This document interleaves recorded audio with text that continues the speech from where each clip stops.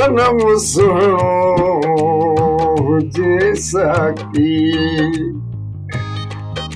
पीण वारा किथे मुड़दा प्रिय जे प्यार जी खुशबू सिंघण वारा किथे मुड़दा सजण सुनो हुजे साकी असी प्यार करण वारा माण्हू असी प्यार करण वारा माण्हू दरिया हुजे या सहरा असां पार करण वारा माण्हू असी प्यार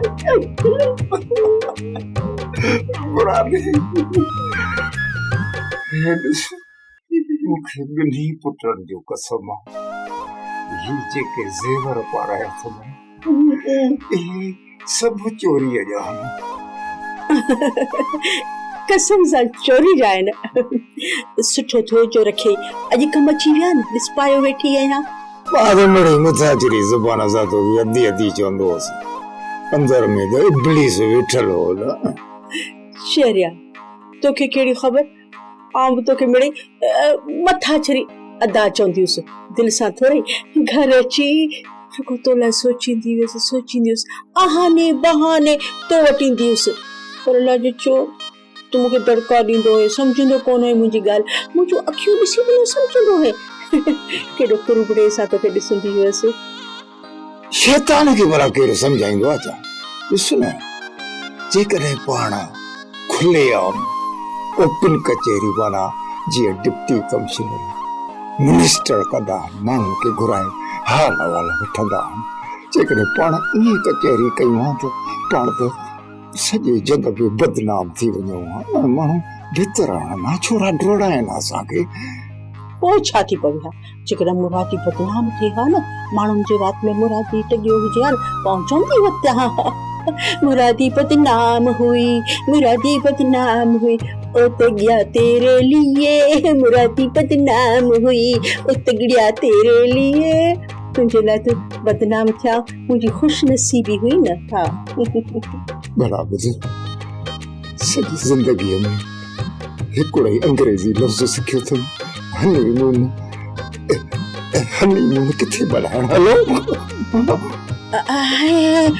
मोन जिते घुमण माण्हू हूंदा आहिनि गाजी शाह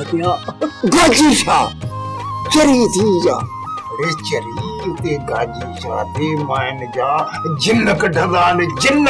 ख़बर आहे मूंखे सॼी ख़बर आहे तूं जो माण्हू जे रूप में हेॾो सारो जिन्न ई आहे।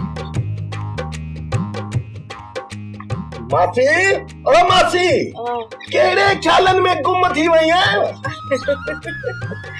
बस मेरे ख्यालन जी दुनिया में हली वईस पर बुध तो चरे जे चवण ते कान कंदस हा पिणे के चो पाणी अची मूंसां ॻाल्हाए न। हा मासी बाबो बिंदो अदो गोहर बिंदो तो रुगो बस हिकड़ी का थोड़ी खूबसूरत मुझे लगा सपनी बोला केजी शादी जी ॻाल्हि थो करी? मां पंहिंजी शादी जी ॻाल्हि थो कयां भई ॿियो कंहिंजी चमचन जी दुआ सां।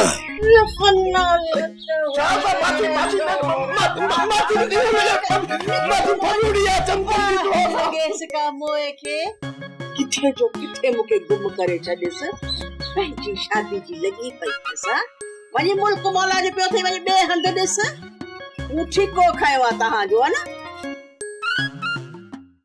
सोप सीरियल सिंध जाई तमाम एपिसोड्स ॾिसो हाणे HD क्वालिटीअ में विजिट करियो असांजो YouTube channel Sindh TV HD drama. Subscribe कयो असांजो official YouTube channel Sindh TV HD drama ऐं वधीक अपडेट लाइ बेल आइकन खे क्लिक करियो।